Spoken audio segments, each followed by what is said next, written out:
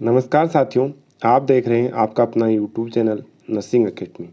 Nursing academy के साथ आप अपने सपनों को पूरा कीजिए। Complete your dream with us. Nursing academy आपके लिए फिर से लेकर आया है Mosby's NCLEX RN series 20 edition medical surgical nursing MCQ number 241 to 250 gastrointestinal system for all nursing exams. प्यारे दोस्तों, अपने मन में ठान लो, तेरे पसीने की हर बूंद को मोती सा चमकाऊंगा। तेरे पसीने की हर बूंद को मोती सा चमकाऊंगा। ए मेरी माँ तू बड़े सपने देखना, मैं तुम्हें नर्सिंग ऑफिसर बन के दिखाऊंगा। ए मेरी माँ तू बड़े सपने देखना, मैं तुम्हें नर्सिंग ऑफिसर बन के दिखाऊंगा। इसी के साथ हम शुरू करते हैं एक बेहतरीन वीडियो जिसके अंदर 10 क्वेश्चन होंगे और सारे कंपटीशन एग्जाम्स के लिए बहुत ही महत्वपूर्ण होने वाले हैं। Let's now question number 241। After a सब total gastrectomy a client is return to the surgical unit which is the best nursing action to prevent pulmonary complication. सब टोटल गैस्ट्रेक्टोमी के बाद, सब टोटल गैस्ट्रेक्टोमी का मतलब है गैस्ट्रिक्टोमी मतलब स्टोमक को रिमूव कर दिया के बाद सर्जिकल यूनिट में क्लाइंट को लेके आया गया है। पल्मोनरी कॉम्प्लिकेशन रोकने के लिए बेस्ट नर्सिंग एक्शन क्या होंगे? ऑप्शन देखिए। Option 1, ambulating the client to increase respiratory exchange. Respiratory exchange बढ़ाने के लिए क्लाइंट को एम्बुलेट करेंगे। Option 2, promoting frequent turning and deep breathing to mobilise secretion. Secretion को मोबिलाइज करने के लिए क्लाइंट को टर्न या पोजीशन चेंज करेंगे और डीप ब्रीथिंग के लिए बोलेंगे। Option 3, maintaining a consistent oxygen flow rate to increase oxygen saturation. Oxygen saturation को बढ़ाने के लिए कंसिस्टेंट लगातार ऑक्सीजन फ्लो मेंटेन करेंगे। Option 4, keeping a plastic airway in place to ensure patency of client's airway. Client की airway की patency को ensure करने के लिए एक प्लास्टिक एयरवे मुंह के अंदर प्लेस करवाएंगे। Guess your correct answer. आप एक नोटबुक लीजिए, सही उत्तर कमेंट बॉक्स में लिखते जाइए, नोटबुक पे लिख लीजिए और जो मैं इंपॉर्टेंट बताऊं वो नोट कर लीजिए ताकि एग्जाम के जाते समय आप उनको रिवाइज कर सको। Guess your correct answer. सही उत्तर सोचिए, लिखिए फटाफट से कमेंट बॉक्स में, साथ साथ लिखते जाइए ताकि मैच कर सको कि मेरा क्या आंसर था, करेक्ट आंसर क्या है, या फिर अपने नोटबुक में लिखिए। Correct answer is option number 2, promoting frequent turning and deep breathing to mobilise secretion. Best nursing action यहाँ पे क्या होगा? क्लाइंट को टर्न कराना है, पोजीशन चेंज करना है और डीप ब्रीदिंग एक्सरसाइज के लिए बोलना है ताकि जो सीक्रेशन जमा है वो क्या कर सकें, बाहर निकलते जाएं और पल्मोनरी सर्कुलेशन के अंदर या पल्मोनरी जो लंग्स हैं उसके अंदर सीक्रेशन जमा नहीं हो, ताकि कोई रेस्पिरेटरी डिफिकल्टी नहीं आए। रेशनल देखिए क्यों होगा ऐसा। To promote drainage of difficult lung regions. To promote drainage of different lung regions, clients should turn every 2 hourly. Deep breathing inflate the alveoli and promote fluid drainage. Client को जो अलग अलग लंग्स के portions है, regions हैं, suppose ये फेफड़े हैं, ये अलग अलग रीजन्स हैं, उसके अंदर सीक्रेशन जमा है, उनको बाहर निकालने के लिए क्लाइंट को हर 2 घंटे में टर्न कराना है, हर 2 घंटे में उसका पोजीशन चेंज करना है। डीप ब्रीदिंग एक्सरसाइज के लिए एडवाइस करना है ताकि जो एल्वेलाई है वो इन्फ्लेट हो सके, उसमें ऑक्सीजन जा सके और फ्लूइड ड्रेनेज है वो बाहर निकल सके। During physical efforts individual with abdominal incision often revert to slow breathing. Ambulate क्यों नहीं करेंगे क्लाइंट को? क्योंकि यदि फिजिकल एफर्ट यदि वो अप्लाई कर रहा है, ज़्यादा बॉडी के अंदर वर्कलोड बढ़ रहा है, तो जो गैस्ट्रेक्टोमी क्या है, जैसे यहाँ पे स्टोमक है, ये एब्डोमेन पार्ट है, स्टोमक जस्ट थोड़ी सी कैविटी के पास है, तो यदि प्रेशर डालेंगे तो इंसिजन में प्रॉब्लम हो सकता है और ब्रीथिंग डिफिकल्टी हो सकती है। Oxygen administration is a dependent function and is not generally required unless there is underlying cardiac and respiratory disease. Oxygen administration करना एक डिपेंडेंट फंक्शन है, इसके लिए हेल्थ केयर प्रोवाइडर या फिर डॉक्टर की प्रिस्क्रिप्शन की आवश्यकता होगी। एक्सेप्ट इमरजेंसी सिचुएशन, यदि इमरजेंसी सिचुएशन हो जिसमें कार्डियक और रेस्पिरेटरी डिफिकल्टी हो तो ऑक्सीजन अप्लाई करके हेल्थ केयर प्रोवाइडर को इन्फॉर्म करना है। Airway is expelled when the gag reflex return, जब गेग रिफ्लेक्स रिटर्न हो जाता है तो एयरवे एक्सपेल होगा। तो इसमें करेक्ट आंसर अपना क्या है कि बेस्ट नर्सिंग एक्शन क्या रहेगा, सब टोटल गैस्ट्रेक्टोमी के बाद क्लाइंट को क्या करना है, टर्न कराना और डीप ब्रीदिंग एक्सरसाइज करानी है ताकि जो सीक्रेशंस हैं वो क्या हो सकें, मोबिलाइज हो सकें। नेक्स्ट क्वेश्चन देखिए, question number 242। An older adult is return to the surgical unit after having a सब total gastrectomy, which dietary modification should the nurse anticipate that the healthcare provider will most likely order? एक older adult है जो कि सब total gastrectomy के बाद कहाँ surgical unit में आया है, क्या डाइटरी मॉडिफिकेशन की आवश्यकता होगी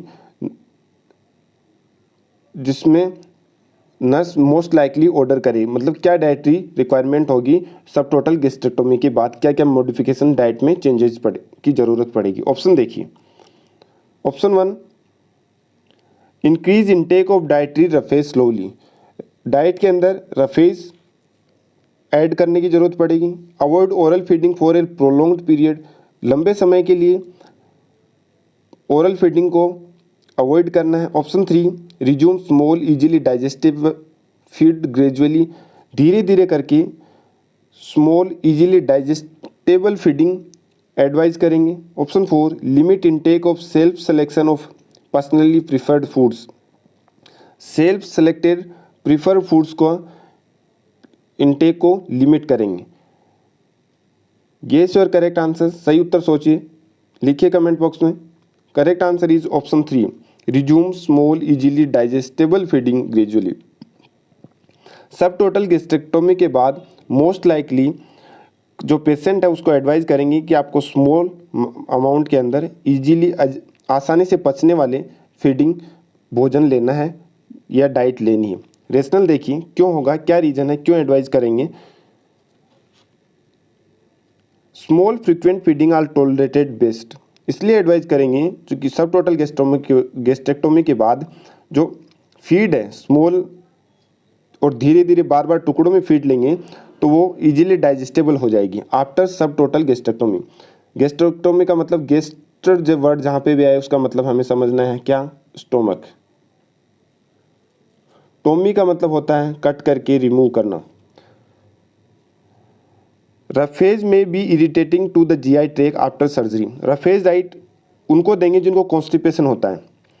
सब टोटल गैस्ट्रेक्टोमी के बाद रफेज डाइट अलाउ नहीं करेंगे क्योंकि वो जीआई ट्रैक्ट को क्या कर देगी, इरिटेट कर देगी। As soon as oedema subside the individual generally is being small amount of fluid and then the diet is progressed gradually, जैसे जैसे एडिमा सबसाइड होता जाएगा, कम होता जाएगा, उसके बाद स्मॉल अमाउंट फीड देंगे, लिक्विड के बाद स्मॉल अमाउंट फीड और उसके बाद धीरे धीरे नॉर्मल डाइट पे ले आएंगे। तो यहाँ पे फर्स्ट प्रायोरिटी रहेगी कि उसको स्मॉल और इजीली डाइजेस्टेबल फूड दें।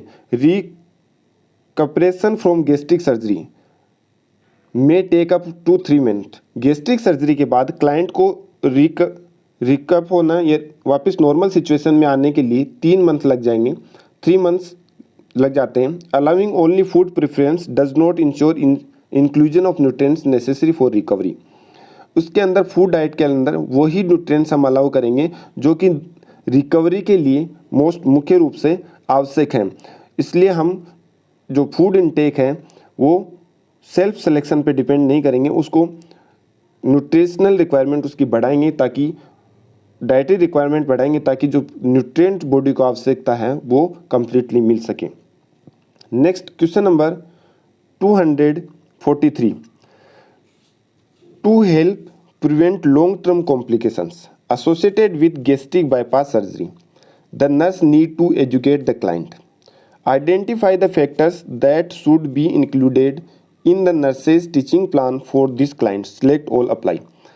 एक क्लाइंट है जिसको गैस्ट्रिक बाईपास सर्जरी हुआ है, उसको लॉन्ग टर्म कॉम्प्लिकेशन को रोकने के लिए नर्स क्लाइंट को क्या एजुकेट करेगी, आइडेंटिफाई फैक्टर्स, वो फैक्टर्स आइडेंटिफाई करने हैं जो कि नर्स टीचिंग प्लान में इंक्लूड करने वाली है। सिलेक्ट ऑल अप्लाई, जो ऑप्शन दिए गए हैं उनमें से वो ऑप्शंस हमें सेलेक्ट करने हैं।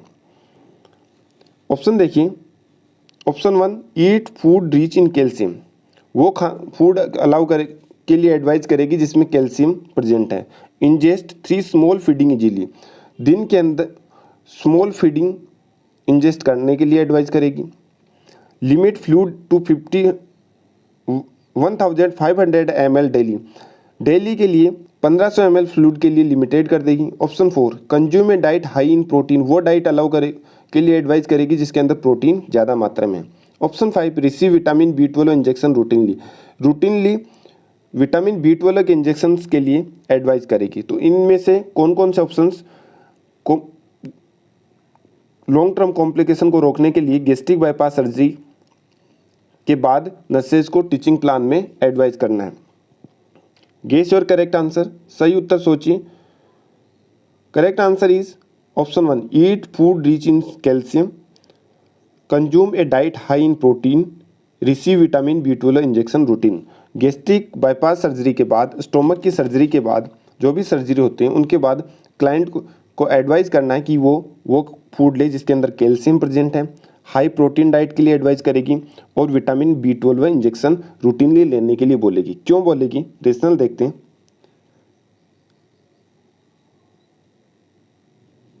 रेशनल क्या कह रहा है, calcium deficiency is a late complication of bariatric surgery. Calcium deficiency क्या होता है, जैसे बेरियाट्रिक सर्जरी या जो गैस्ट्रिक बाईपास सर्जरी होती है उनमें जैसे जैसे कॉम्प्लिकेशन बढ़ते जाते हैं कैल्शियम की कमी होती जाती है, हाइपोकैल्सीमिया हो जाता है।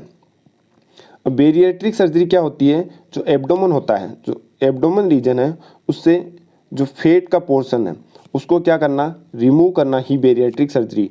बहुत लोग जो बहुत अधिक मोटे हो जाते हैं वो अपने एब्डोमेन की फेट को हटाने के लिए बेरियाट्रिक सर्जरी करवाते हैं। मीन्स समझ में आ गया कि एब्डोमेन से जो फेट है उसको हटाने के लिए सर्जरी की जाती है, उसको बेरियाट्रिक सर्जरी के नाम से जानते हैं। इसके अंदर कैल्शियम की डिफिशियंसी हो जाती है। क्यों हो जाती है, कारण देखिए, क्योंकि जब हम स्टोमक जो GI पार्ट है उसकी अंडरलाइनिंग की फेट्स को हटा देते हैं, उनकी तो म्यूकोसा भी डिस्टर्ब हो जाता है, तो उसमें क्या होता है, एब्जॉर्वेशन भी प्रभावित होता है, मतलब inadequate absorption even with an intake of calcium rich food. तो इसके लिए कैल्शियम रिच फूड की आवश्यकता पड़ती है। कैल्शियम सप्लीमेंटेशन में भी नेसेसरी, और कैल्शियम सप्लीमेंट की भी ज़रूरत पड़ती है। 3 small feeds daily will not provide adequate calories and nutrients. दिन के अंदर 3 स्मॉल फीड लेने से बॉडी की कैलोरीज और न्यूट्रिएंट रिक्वायरमेंट पूरी नहीं हो पाती।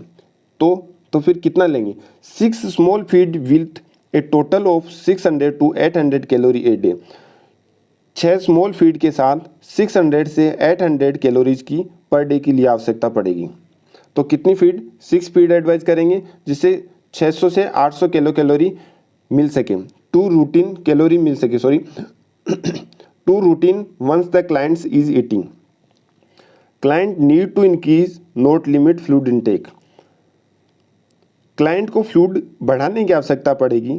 The dumping syndrome contribute to diarrhoea. क्योंकि क्लाइंट के अंदर गैस्ट्रिक सर्जरी करने के बाद डंपिंग सिंड्रोम कॉम्प्लिकेशन होने के चांसेस बढ़ते हैं। डंपिंग सिंड्रोम मैंने मेरे पिछले वाले वीडियो के अंदर एक्सप्लेन किया था, फिर दोबारा रिपीट कर देता हूँ। नर्सिंग एकेडमी यूट्यूब चैनल पे एनक्लेक्स मोस्बी के सारे वीडियो अपलोड किए जा चुके हैं, धीरे धीरे किए जा रहे हैं। आप नर्सिंग एकेडमी यूट्यूब चैनल को खोलें और उसके प्लेलिस्ट में ज़रूर जाएं। कहाँ जाना है आपको, प्लेलिस्ट में ज़रूर जाएं और वहाँ पे फंडामेंटल का सारा वीडियो अपलोड हो चुका है क्वेश्चंस का। और मैं आपको रिक्वेस्ट करूँगा कि आप बुक के साथ वीडियोज़ को देखें, ताकि एक एक क्वेश्चन जैसे पढ़ेंगे आपको डाउट होता है वीडियो के अंदर देख के क्लियर करें। और फंडामेंटल का रेस्पिरेटरी, सर्कुलेटरी और डाइजेस्टिव सिस्टम चल रहा है, सारे धीरे धीरे वीडियोस अपलोड हो जाएंगे। आप प्लेलिस्ट जरूर खोल के देखें।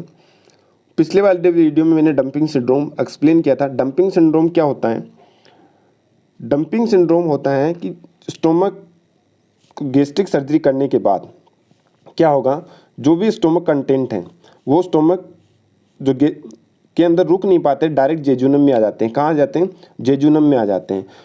तो इसे ही हम डंपिंग सिंड्रोम कहते हैं। मतलब स्टोमक की जो खाना खा रहा है उसका जल्दी से खाली होना, ही डंपिंग सिंड्रोम, डंप होना, मतलब नाम से ही समझ में आ रहा है कि डंप होना ही डंपिंग सिंड्रोम कहलाता है। कॉन्ट्रीब्यूट टू डायरिया, जिसके कारण क्लाइंट को क्या हो जाता है, डायरिया हो जाता है, और डायरिया होते ही डिहाइड्रेशन होगा बॉडी के अंदर और इलेक्ट्रोलाइट इम्बैलेंस हो जाता है।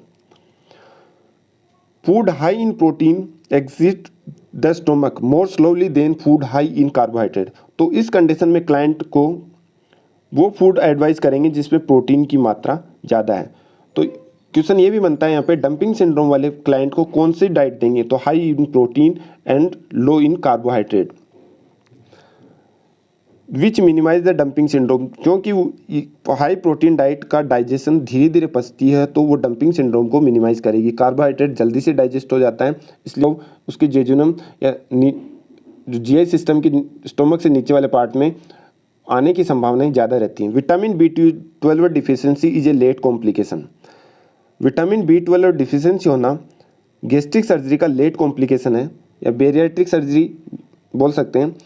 क्यों? क्योंकि लेक ऑफ इंट्रिंसिक फैक्टर, हमने क्या किया, जो स्टोमक था जो गैस्ट्रिक सर्जरी के द्वारा उसको रिमूव कर दिया, तो जो विटामिन B12 के एब्जॉर्प्शन के लिए फैक्टर जिम्मेदार होता है इंटेंसिव फैक्टर, उसका सीक्रेशन नहीं होगा, वो रिलीज नहीं होगा। Gastric secretion is necessary for, और इसकी बहुत ज़रूरी है यदि विटामिन B12 का बॉडी के अंदर एब्जॉर्प्शन करना है, तो life long supplementation vitamin B12 की ज़रूरत पड़ेगी। नेक्स्ट क्वेश्चन अपना question number 244। 6 weeks after discharge, a client with jejunal bypass for morbid obesity returned to the OPD clinic reporting palpitation, abdominal cramps, diarrhea and dizziness. 30 minutes after meals. What complications should the nurse consider that the client is most likely experiencing? एक patient है जिसको जेजुनो-इलियल bypass surgery हुआ है, उसके बाद कुछ दिनों के बाद क्लाइंट ओपीडी में आता है और रिपोर्ट करता है कि मुझे पाल्पिटेशन है, एब्डोमन क्रैम्प्स होते हैं, डायरिया होता है और डिजीनेस रहता है खाना खाने के 30 मिनट बाद। नर्स को कौन से कॉम्प्लिकेशन कंसिडर करने चाहिए इस पेशेंट के अंदर, जो कि क्लाइंट मोस्टली एक्सपीरियंस करेगा, अनुभवी करेगा।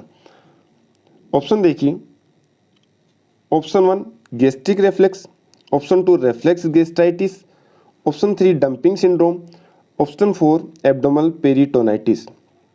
मतलब जेजुनो-इलियल बाईपास सर्जरी के बाद पेशेंट के अंदर कौन से कॉम्प्लिकेशन होने की संभावनाएं सबसे ज़्यादा रहेगी। गैस्ट्रिक रिफ्लेक्स, गैस्ट्रिक कंट्रैक्ट वापस रिफ्लेक्स होंगे, गैस्ट्राइटिस, गैस्ट्राइटिस का मतलब है गेस्ट का मतलब स्टोमक, आइटिस का मतलब इन्फ्लामेशन। डंपिंग सिंड्रोम, जल्दी से फूड स्टोमक से किस में आना, जेजुनम के अंदर आ जाना या फिर नीचे वाले लोअर जीआई पार्ट के अंदर आना। एब्डोमिनल पेरिटोनाइटिस, पेरिटोनाइटिस का मतलब है पेरिटोनियम के अंदर, आइटिस मतलब इन्फ्लामेशन, सूजन होना। तो इस कंडीशन में कौन सा कॉम्प्लिकेशन इन चारों में से होने की संभावनाएं ज़्यादा रहेगी। Guess your correct answer. Correct answer is option 3 dumping syndrome. कौन सा complication, dumping syndrome most common complication है गैस्ट्रेक्टोमी या जेजुनो-इलियल बाईपास एक गैस्ट्रिक सर्जरी के बाद होने वाला मोस्ट कॉमन कॉम्प्लिकेशन कौन सा है, डंपिंग सिंड्रोम। रेशनल देखिए, रेशनल क्या कह रहा है, when ingested food rapidly enter the jejunum, जब खाया हुआ भोजन जल्दी से जेजुनम के अंदर इंटर करता है without having gone through the usual mixing digestive process, बिना किसी मिक्स हुए और डाइजेस्टिव प्रोसेस के, the hypertonic bolus causes rapid movement of extracellular fluid into the bowel. उस कंडीशन में क्या होगा, सपोज ये बाउल है या फिर जिसे हम इंटेस्टाइन वाला पार्ट कहते हैं, तो हाइपरटोनिक सॉल्यूशन के कारण जो फ्लूइड है वो किस में आता जाएगा, एब्जॉर्वेशन नहीं होगा बल्कि इंटेस्टाइन में आ जाएगा।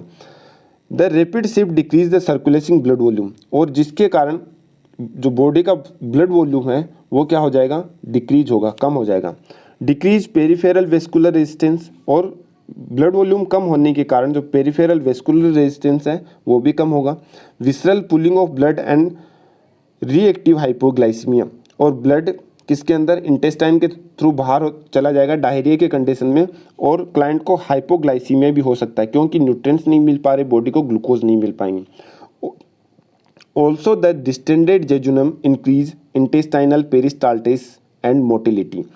डिस्टेंडेड जेजुनम क्या करेगी, जो इंटेस्टाइनल पेरिस्टाल्टिस, पेरिस्टाल्टिस का मतलब होता है वो मूवमेंट जो कि फूड का मूवमेंट है, उसे हम पेरिस्टाल्टिक मूवमेंट बोलते हैं, और उसका मोटिलिटी भी बढ़ाएगी। तो डंपिंग सिंड्रोम के चांसेस सबसे ज़्यादा होंगे। नेक्स्ट है backward flow of gastric content into the oesophagus causes. यदि क्लाइंट के अंदर इसोफेगस के स्टोमक से फूड कंटेंट का इसोफेगस में बैकवर्ड फ्लो होता है तो उस कंडीशन में क्या क्या सिम्टम्स देखने को मिलते हैं, heartburn, dysphagia, water brush, acid regurgitation और बेल्चिंग। बेल्चिंग का मतलब होता है डकार आना, इरेक्शन भी बोलते हैं जिसको। ये किसकी कंडीशन मिलेंगे, GERD वाले पेशेंट में देखने को मिलेंगे। नेक्स्ट है reflex gastritis is a chronic inflammation of lining of the stomach. Stomach की लाइनिंग का क्रोनिक इन्फ्लामेशन को रेफ्लेक्स गैस्ट्राइटिस नाम से जानते हैं। Caused by reflex of duodenal contents. ये किसके कारण होता है, जो ड्यूडेनम है उसके कंटेंट्स हैं वो वापस किस में हो जाए, स्टोमक में रेफ्लेक्स हो जाए, जिसके अंदर गैस्ट्राइटिस हो जाता है, स्टोमक में स्वेलिंग हो जाता है, इन्फ्लामेशन हो जाता है। एपिगेस्ट्रिक पेन, और उसके कारण क्या क्या हो सकता है, एपिगेस्ट्रिक पेन हो सकता है, क्लाइंट को नोजिया हो सकता है, वोमिटिंग हो सकती है, हेमेटेमेसिस हो सकती है, ब्लड के साथ वोमिटिंग आना जिसे हम हेमेटेमेसिस बोलते हैं।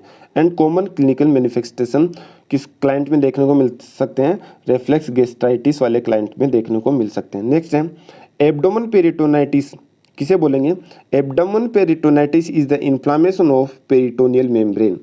एब्डोमेन पेरिटोनाइटिस पेरिटोनियल मेम्ब्रेन का इन्फ्लामेशन एब्डोमेन पेरिटोनाइटिस कहलाता है, जिसके अंदर क्या क्या सिम्टम देखने को मिलेंगे, rigidity of abdomen muscles, abdomen pain, low grade fever, malaise, absent of bowel sound, shallow respiration. Abdomen peritonitis में किस प्रकार का रेस्पायरेशन देखने को मिलेगा, कमेंट बॉक्स में लिख के बताइए। नेक्स्ट क्वेश्चन है अपना question number 245। Which statement by the client who is scheduled for bariatric surgery indicate to the nurse that further preoperative teaching is necessary. एक क्लाइंट है जिसको बेरियाट्रिक सर्जरी हुई है, उस क्लाइंट का कौन सा स्टेटमेंट ये इंडिकेट करेगा कि उसको फर्दर प्रीऑपरेटिव टीचिंग की आवश्यकता है। जो ऑप्शन में दिया गया है उन स्टेटमेंट्स में से हमें सिलेक्ट करना है। ऑप्शन देखिए, option 1, I need to eat more high protein foods. यदि क्लाइंट जो कि बेरियाट्रिक सर्जरी के लिए क्या हुआ है, शेड्यूल हुआ है, वो यदि ये कहता है कि I need to eat more high protein food, उस कंडीशन के अंदर उसको टीचिंग की आवश्यकता पड़ेगी further. Option 2, I am going to have a finger like a model in about a year. मैं मेरी बॉडी की संरचना फिगर एक मॉडल जैसी हो जाएगी, उस कंडीशन में उसको टीचिंग की आवश्यकता पड़ेगी। Option 3, I am going to be out of bed and sitting in a chair the first day after surgery. मैं सर्जरी के पहले दिन के बाद ही बेड से खड़ा होना और बैठना शुरू कर सकता हूँ। Option 4, I will be limiting my intake to 600 to 800 calorie a days once I start eating again. मैं जब दोबारा से खाना शुरू करूँगा तो मेरी कैलोरीज मुझे केवल इतने तक ही लिमिट रखनी है, कितने, 600 to 800 कैलोरीज तक ही। गेस योर करेक्ट आंसर, अपना सही उत्तर सोचिए। Correct answer is option 2, I have going to have a finger like a model in about a year. यदि ये स्टेटमेंट देता है पेशेंट तो उसको फर्दर टीचिंग की आवश्यकता पड़ेगी। क्यों पड़ेगी, रेशनल देखते हैं। Client need to be prepared emotionally for body image changes that occur after bariatric surgery. Client को प्री ऑपरेटिव जाने से पहले, प्री ऑपरेटिव कंडीशन या बेरियाट्रिक सर्जरी से पहले उसको इमोशनली प्रिपेयर्ड करेंगे कि उसका बॉडी इमेज कैसा रहेगा। Client generally experience excessive abdominal skin fold after weight stabilize. Client मुख्य कॉमन रूप से abdominal skin fold, excessive abdominal skin fold के बाद वेट स्टेबलाइज होने के बाद एक्सपीरियंस करता है, विच में रिक्वायर पेनिकुलेक्टोमी। इसके बाद उसको पेनिकुलेक्टोमी की आवश्यकता पड़ती है। पेनिकुलेक्टोमी का मतलब होता है, पेनिकुलस का मतलब है स्किन को रिमूव करना, एक्टोमी का मतलब है कट करके, पेनिकुलेक्टोमी मतलब जो स्किन फोल्ड हो रही है, जो स्किन फोल्ड है उसको रिमूव करने को हम क्या बोलते हैं, पेनिकुलेक्टोमी। क्या बोलते हैं, panniculectomy. Body image disturbance often occur in response to incorrectly estimating one's size. It is not uncommon for the client to still feel fat no matter how much weight is lost. ये matter नहीं करता कि कितना weight lost हुआ है, matter ये है कि बेरिएट्रिक सर्जरी के बाद क्लाइंट का फीट कितना रिमूव हुआ, कितना इम्प्रूवमेंट हुआ। यदि वो ऐसे स्टेटमेंट देता है कि मेरी मॉडल जैसी, मैं एकदम बिल्कुल ऐश्वर्या लगने लग जाऊंगी या जीरो फिगर हो जाएगा मेरा, तो ये स्टेटमेंट का मतलब है कि उसको फर्दर टीचिंग की आवश्यकता है। The client need to increase protein intake and avoid food high in sugar and diet. Client को डाइट के अंदर उसका प्रोटीन बढ़ाएंगे और क्लाइंट को शुगर और फैट लेने से अवॉइड करेंगे। मतलब उसका डाइट क्या रहेगा, high protein, low carbohydrate and low fat diet bariatric surgery के बाद क्लाइंट को एडवाइस करेंगे। Alcohol and sweetened fluid should be avoided. Alcohol भी अवॉइड करना होगा उसको, और जो मीठे ड्रिंक्स हैं, जो स्वीट ड्रिंक्स जैसे कोका कोला हैं, वो भी अवॉइड करना होगा। Barring complications, client are ambulated and transfer to a chair within 8 hours of surgery. Surgery के 8 घंटे तक के बाद क्लाइंट को ट्रांसफ़र कर सकते हैं। 6 small feeds for a total calorie intake of 600 to 800 calorie in 24 hour. 24 घंटे के अंदर क्लाइंट को 600 से 800 कैलोरी की रिक्वायरमेंट पड़ेगी 24 घंटे में, प्लस इसके साथ fluids to prevent dehydration are routine once the health care provider order to regular diet. उसके बाद हेल्थ केयर प्रोवाइडर जब तक उसको रेगुलर डाइट ऑर्डर नहीं करता। तो मीन्स ये जो स्टेटमेंट है, स्टेटमेंट नंबर 2 उसका रॉन्ग स्टेटमेंट है। उसका फेट जरूर लूज हो जाएगा but model like structure clear नहीं होगा। मतलब ये रॉन्ग स्टेटमेंट दे रहा है, बाकी के स्टेटमेंट सही है। फूड में उसको बेरिएट्रिक सर्जरी के बाद हाई प्रोटीन डाइट लेना है, वो 8 आवर ऑफ सर्जरी के बाद, मतलब फर्स्ट डे बता रहा है 8 आवर सर्जरी के बाद वो मूवमेंट कर सकता है, और दिन के अंदर 600 to 800 कैलोरी की आवश्यकता पड़ेगी। नेक्स्ट क्वेश्चन देखिए अपना, question number 246। A nurse is preparing a morbidity of client for gastric bypass surgery. What should the nurse teach the client to do after surgery. एक मोर्बिड ज़्यादा मोटा क्लाइंट है जिसको गैस्ट्रिक बाईपास सर्जरी के लिए prepare करना है, nurse क्या टीच करेगी क्लाइंट को सर्जरी के बाद। ऑप्शन देखिए,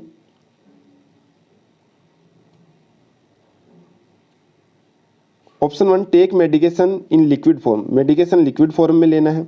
option 2 lie on the right side for 1 hour after meal, खाने के 1 घंटे बाद लेफ्ट साइड में लेटना है।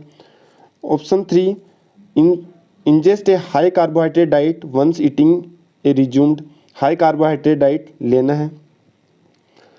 Option 4 receive patient control analgesia for 6 day after surgery, surgery के 6 दिन बाद दर्द के लिए, पेन के लिए पेटेंट कंट्रोल एनाल्जेसिया लेना है। गेस योर करेक्ट आंसर, सही उत्तर सोचिए।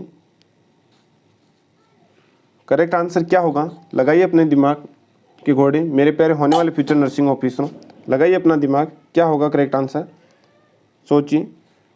Guess your correct answer. Correct answer is option 1 take medication in liquid form. उसके बाद ये टीच करना है कि क्लाइंट को मेडिकेशन लेनी है वो लिक्विड फॉर्म में लेनी है। रेशनल देखिए, take medication in liquid form allow for easier digestion absorption. यदि क्लाइंट लिक्विड फॉर्म के अंदर मेडिकेशन ले रहा है लेगा तो वो इजीली डाइजेस्ट और एब्जॉर्व हो सकती हैं स्टोमक के अंदर। Gastric bypass surgery client should lie on the left side for 20 to 30 minute to delay gastric empty.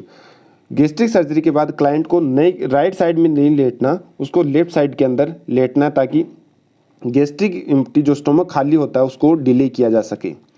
Client should be ingested a high protein diet. Gastric surgery के बाद client को कौन सी diet, high protein diet, low carbohydrate and low fat diet advise करेंगे, जिससे dumping syndrome होने की संभावनाएं कम रहे। बेरिंग एनी कॉम्प्लिकेशन, किसी भी कॉम्प्लिकेशन को हटाने के लिए, कम करने के लिए, the client should be discharge in 5 days and will not need patient control analgesia. और कॉम्प्लिकेशन के अलावा यदि कोई कंडीशन रहती है नॉर्मल कंडीशन में, पेशेंट कंट्रोल एनाल्जेसी की आवश्यकता नहीं होती, यदि कोई कॉम्प्लिकेशन नहीं होता है तो। नेक्स्ट क्वेश्चन नंबर 246, ये क्वेश्चन इस वीडियो का इंपॉर्टेंट क्वेश्चन है, काफ़ी बार एग्जाम्स में रिपीट हुआ है। Which clinical indicator should the nurse identify before scheduling for a client for an endoscopic retrograde cholangiopancreatography ERCP। एक क्लाइंट है जिसका एंडोस्कोपिक रिट्रोग्रेड कोलिएंजियोपेंक्रियाटोग्राफी होना है, ERCP होना है, उसके लिए कौन सा क्लिनिकल इंडिकेटर नर्स को आइडेंटिफाई करना चाहिए?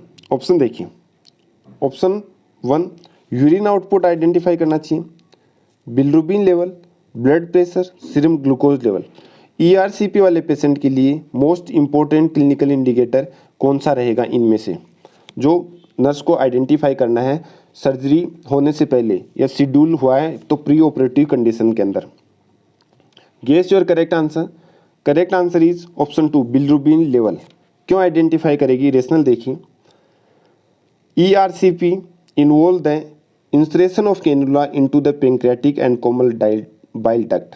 ERCP के अंदर एंडोस्कोपिक रिट्रोग्रेड कोलिएंजियो का मतलब है बाइल डक्ट, पेंक्रियाटिको मतलब पेंक्रियाज का क्या लेना? ग्राफिक रिप्रेजेंटेशन लेना। उस कंडीशन में क्या करते हैं ERCP के अंदर, एक कैनुला डाला जाता है, किसके अंदर? पेंक्रियाटिक, नाम इंडिकेट कर रहा है pancreas, and common bile duct cholangio bile duct, angio का मतलब डक्ट, कोली मतलब बाइल डक्ट। ड्यूरिंग एंडोस्कोपी के दौरान ERCP एक एंडोस्कोपिक प्रोसीजर है जिसके अंदर पेंक्रियाटिक और कॉमन बाइल डक्ट के अंदर एक कैनुला इंसर्ट करवाया जाता है। The test is not performed, test हम कब परफॉर्म नहीं करेंगे if the clients bilirubin level is more than 3 to 5 mg/dl। यदि क्लाइंट का, जिस पेशेंट का ERCP करना है, उसका बिलिरुबिन लेवल 3 to 5 mg/dl से ज़्यादा है तो ERCP नहीं करेंगे। बिकॉज कैनुलेशन में भी कोज एडिमा, क्योंकि जो कैनुला डालेंगे उसमें उसको एडिमा कॉम्प्लिकेशन होने की संभावनाएं हो सकती है। Which will increase absorption of bile flow, और बाइल फ्लो ऑब्स्ट्रक्शन भी बढ़ सकता है। Increase obstruction of bile flow से ऑब्स्ट्रक्शन भी बढ़ सकता है। तो यदि बिलिरुबिन लेवल 3 to 5 mg/dl से ज़्यादा है तो ERCP नहीं करनी। Urine output, blood pressure and serum glucose is not directly related to ERCP। Urine output, उसका BP और ग्लूकोज लेवल डायरेक्टली ERCP से रिलेटेड नहीं है, तो क्या है रिलेटेड? फिर बिलिरुबिन लेवल। ये इंपॉर्टेंट क्वेश्चन है, काफ़ी बार रिपीट हुआ है एग्जाम्स में। नेक्स्ट क्वेश्चन अपना 248। A client is discharge the same day after ambulatory surgery for a laparoscopic cholecystectomy. The nurse is providing discharge teaching about how many days the client should wait to engage in certain activities. Place in order the activities from the first to last in which the clients may engage. Question क्या कह रहा है? एक client है जो कि discharge हुआ है लेप्रोस्कोपिक कोलिसिस्टेक्टोमी के सेम डे। नर्स को डिस्चार्ज टीचिंग देना है, क्लाइंट के एक्टिविटीज़ में इंगेज होने के लिए कि कब से आपको कौन सा काम करना है। तो वो लिस्ट बनाइए उस एक्टिविटीज़ की फर्स्ट टू लास्ट, कि कौन सी एक्टिविटी में पहले इंगेज होना है, कौन सी एक्टिविटी के बाद, मतलब उसका लिस्ट बनाइए। ऑप्शन दिया गया है, उनमें से हमें लिस्ट बनाना है। ऑप्शन देखिए। Option 1 showering, option 2 driving a car, option 3 performing light exercise, option 4 getting out bed in a chair, option 5 lifting object of more than 10 pounds. Guess your correct answer. ये जो ऑप्शन दिए गए हैं इनमें से हमें लिस्ट बनाना है फर्स्ट टू लास्ट, मतलब कौन सी एक्टिविटी पहले करना है, उसको पहले शावर पहले लेना है या फिर कार पहले चलानी है, उनका सा हमें नंबर लगाना है। तो guess your correct answer, list बना लीजिए अब। देखते हैं क्या होगा करेक्ट आंसर इसका। फर्स्ट काम करेगा getting out of bed in chair. सबसे पहले वो शुरू करेगा बेड से चेयर पे बैठना। उसके बाद होगा परफॉर्मिंग लाइट एक्सरसाइज। उसके बाद थोड़ी थोड़ी एक्सरसाइज करना शुरू करेगा। उसके बाद नेक्स्ट शावर लेना शुरू करेगा। उसके बाद ड्राइविंग एक कार चलाना शुरू कर सकता है। और लास्ट में lifting object of more than 10 pounds. इसके बाद वो 10 पाउंड से ज़्यादा वजन उठा सकता है। तो यहाँ पे फर्स्ट काम क्या हो गया, मतलब light weight to heavy weight की तरफ जाना है हमें।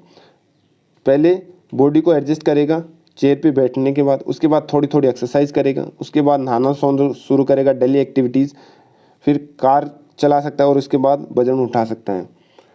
नेक्स्ट क्वेश्चन है इसका, रेशनल देखिए।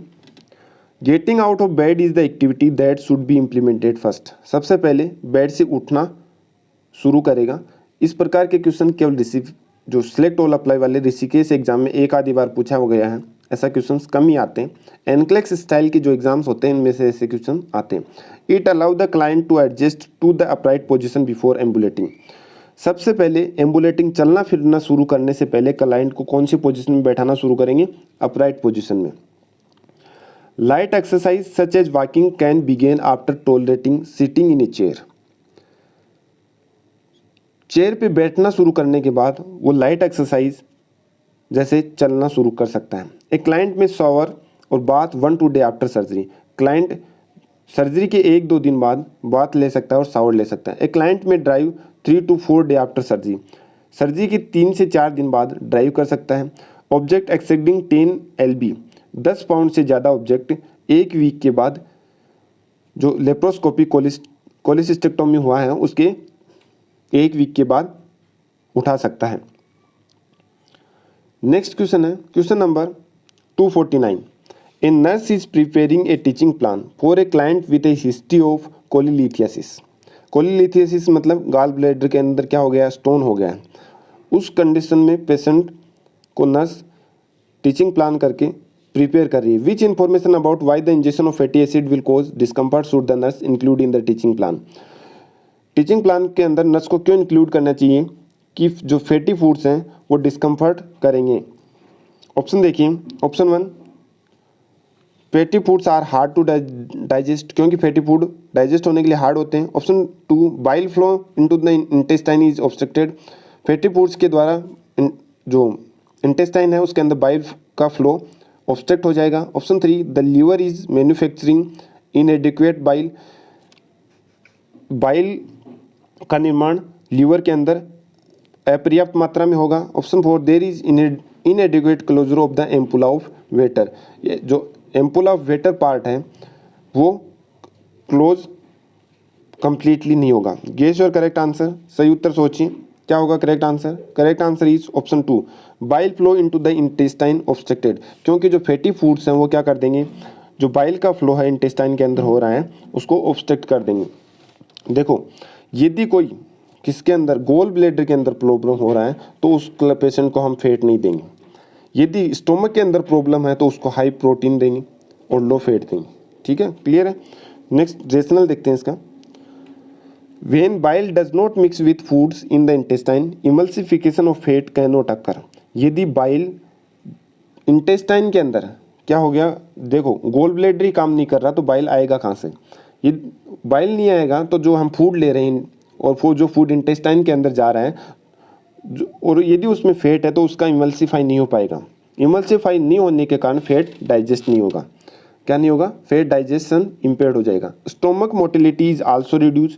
स्टोमक मोटिलिटी भी रिड्यूस करता है because increase stomach peristalsis depend on fat digestion in the small intestine.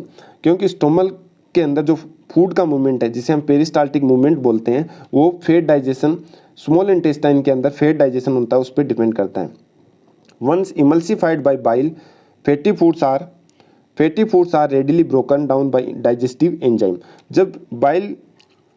जब फैटी फूड्स क्या हो जाते हैं, बाइल के द्वारा इमल्सिफाइड हो जाते हैं तो वो क्या हो सकते हैं, डाइजेस्टिव एंजाइम के द्वारा डाइजेस्ट हो सकते हैं। The production of bile is unaffected. Obstruction not inadequate closure of the ampulla of Vater cause discomfort. Bile and pancreatic secretion enter the duodenum through the ampulla of Vater. क्या होता है, जैसे small intestine है तो उसके अंदर bile और pancreatic juice किसके द्वारा इंटर करते हैं, एम्पुला ऑफ इंटर पोर्शन। जैसे हमने मान लिया ये स्मॉल इंटेस्टाइन है, ये पेंक्रेटिक और बाइल डक्ट है, तो ये जो पोर्शन है इसे हम एम्पुला ऑफ वेटर बोलेंगे। किसके नाम से जानते हैं, एम्पुला ऑफ वेटर के नाम से जानते हैं। यदि ये ऑब्स्ट्रक्ट हो गया, with obstruction oedema and spasm occur, blocking of flow of enzyme and causing pain. और यदि ये ब्लॉक हो गया तो एंजाइम का फ्लो भी ब्लॉक हो जाएगा और जिसके कारण पेन हो सकता है। नेक्स्ट क्वेश्चन है इस वीडियो का लास्ट क्वेश्चन। क्वेश्चन बड़े झक्कास है दोस्तों, इन क्वेश्चनों को जो झेल गया वो ही खेल गया। क्वेश्चन क्या कह रहा है, ए nurse is caring for a client with कोलीलिथियासिस and obstructive jaundice. एक पेशेंट है जिसको कोलीलिथियासिस और ऑब्स्ट्रक्टिव जॉन्डिस है, नर्स उसका केयर कर रही है। When assessing the client the nurse should be alert for which common clinical indicator associated with this condition. इस कंडीशन के साथ कौन सी कोलीलिथियासिस और ऑब्स्ट्रक्टिव जॉन्डिस की कंडीशन में कॉमन क्लिनिकल इंडिकेटर्स क्या क्या होंगे। सिलेक्ट ऑल अप्लाई, जो ऑप्शन दिए गए उनमें से हमें सिलेक्ट करना है। ऑप्शन देखिए, एकाइमोसिस, एकाइमोसिस का मतलब है स्किन पे चकत्ते से बनना। येलो स्क्लेरा, आँख का जो स्क्लेरा पार्ट है वो क्या हो जाएगा, येलो हो जाएगा। डार्क ब्राउन स्टूल, स्टूल का कलर डार्क ब्राउन होगा। स्ट्रो कलर्ड यूरिन, यूरिन का कलर स्ट्रो जैसा होगा। Pain in right upper quadrant, और राइट अपर क्वाड्रेंट में पेन होगा। तो कौन से क्लिनिकल इंडिकेटर दोनों के लिए कॉमन रहेंगे, किसके लिए, कोलीलिथियासिस और ऑब्स्ट्रक्टिव जॉन्डिस के लिए। कोलीलिथियासिस क्या है, स्टोन होना किसमें, गोल ब्लैडर में। ऑब्स्ट्रक्टिव जॉन्डिस मतलब पीलिया होना किसके कारण, जो ऑब्स्ट्रक्शन के कारण, बाइल डक्ट के ऑब्स्ट्रक्शन या लीवर के अंदर किसी भी ऑब्स्ट्रक्शन के कारण। गेस योर करेक्ट आंसर, सही उत्तर सोचिए, लिखिए कमेंट बॉक्स में या पेपर पे। Correct answer is option 1। क्या क्या इंडिकेशन होंगे, एकाइमोसिस, yellow sclera and pen in right upper quadrant. तो कोलीलिथियासिस और ऑब्स्ट्रक्टिव जॉन्डिस के अंदर क्या क्या सिम्टम, एकाइमोसिस स्किन पे चकत्ते से निशान से हो जाएंगे, जॉन्डिस के अंदर आंखें पीली हो जाती हैं, या फिर जो स्क्लेरा पार्ट है वो येलो हो जाएगा, और pen in right upper quadrant. होता क्या है, देखिए ये क्वाड्रेंट्स हैं एब्डोमेन के, ये राइट ये left, right upper quadrant. Stomach और लीवर कहाँ प्रेजेंट रहते हैं, राइट अपर क्वाड्रेंट में। तो पेन कहाँ पे प्रेजेंट होगा, pain in right upper quadrant. Rationale देखिए, inadequate bile flow interfere with vitamin K absorption. Bile flow यदि पर्याप्त मात्रा में नहीं है तो विटामिन के का एब्जॉर्वेशन भी अफेक्ट होगा, कंट्रीब्यूटिंग टू एकाइमोसिस। और विटामिन के एब्जॉर्वेशन या विटामिन की नहीं होने के कारण, नॉर्मल अमाउंट में नहीं होने के कारण क्या क्या हो सकता है, एकाइमोसिस हो सकता है, यूरिन के साथ ब्लड आ सकता है, और अदर ब्लीडिंग कंडीशन हो सकती हैं, क्योंकि विटामिन के की कमी के कारण उसको ब्लीडिंग टेंडेंसीज बढ़ सकती हैं। Yellow sclera results from failure of bile to enter the intestine. Yellow sclera क्यों होगा, पीला क्यों हो जाएगा बॉडी पार्ट्स, क्योंकि जो बाइल है वो इंटेस्टाइन में नहीं जाएगा और बॉडी के अंदर ही क्या हो जाएगा, कलेक्ट हो जाएगा। Subsequent backup into the biliary system, और जो बाइल है वो वापस बाइलरी सिस्टम में आना शुरू हो जाएगा। And diffusion into the blood, और बॉडी के ब्लड के अंदर मिक्स हो जाएगा। और ब्लड के अंदर जैसे ही मिक्स होगा क्या, bilirubin, bilirubin is carried to the body regions including the skin and mucous membrane. और जो बिलिरुबिन है जो जिसको बाहर निकल जाना चाहिए था वो बॉडी के ब्लड के अंदर मिक्स हो जाएगा, और जिसके कारण स्किन और म्यूकस मेम्ब्रेन का येलो कलर दिखना शुरू हो जाएगा। With obstructive jaundice, the stool is clay coloured. Obstructive jaundice के साथ जो स्टूल, ये डार्क ब्राउन स्टूल बता रहा है, जबकि ऑब्स्ट्रक्टिव जॉन्डिस में किस प्रकार का स्टूल कलर होता है, क्ले कलर्ड स्टूल। ये भी ध्यान रखना इंपॉर्टेंट है। जो ऑब्स्ट्रक्टिव जॉन्डिस में स्टूल का कलर कैसा होता है, clay coloured. The presence of bile causes stool to brown. When bile, clay colour का मतलब चीनी मिट्टी जैसा कलर, बाइल की प्रेजेंस के कारण होता है। ब्राउन कलर कैसे, ब्लड की प्रेजेंस के कारण होगा। When bile level is into the break, blood stream are high, as in obstructive jaundice there is bile in urine causing it to have dark color. जैसे ही ब्लड के अंदर क्या बढ़ेगा, क्या बढ़ेगा, बाइल बढ़ेगा, बिलिरुबिन बढ़ेगा। बिलिरुबिन बढ़ेगा तो यूरिन के द्वारा बाहर निकलेगा और जिससे यूरिन का कलर कैसा होगा, डार्क कलर का यूरिन होगा, नहीं कि स्ट्रो कलर यूरिन नहीं होगा। Pain in the right upper quadrant occur specially after eating foods. Cholelithiasis और ऑब्स्ट्रक्टिव जॉन्डिस के अंदर खाना खाने के बाद राइट अपर क्वाड्रेंट में पेन होना स्वाभाविक है। इन हाई फैट, यदि खाने के अंदर फैट ज़्यादा हो, and characteristic of acute कोलीलिथियासिस and biliary colic. ये किसका कैरेक्टरिस्टिक है, एक कोलीलिथियासिस एक्यूट का मतलब सडन हुआ है और बाइलरी कोलिक कंडीशन का इंडिकेशन है। Thank you for watching. प्यारे साथियों, वीडियो अच्छा लगा हो तो आप नर्सिंग एकेडमी यूट्यूब चैनल को सब्सक्राइब